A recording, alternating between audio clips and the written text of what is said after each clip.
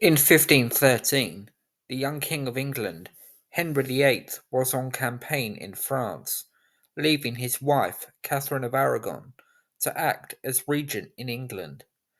Henry sailed for Calais and progressed to Terouanne, a city that had been taken by Edward III after his victory at Crecy in the Hundred Years' War, a fact that would not have been lost on Henry.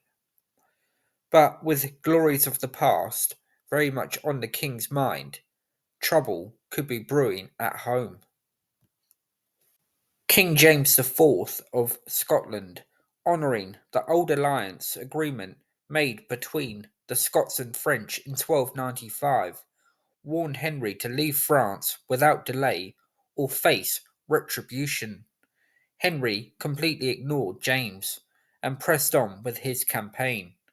In response, James and his army marched into northern England, pillaging and setting ablaze as they went. Norham Castle in Northumberland was attacked and virtually destroyed. Queen Catherine had to act, and an army led by the Earl of Surrey was hastily assembled and marched northwards. They met the Scots at the Battle of Branxton Moor in September 1513. The battle is now better known as the Battle of Flodden Field.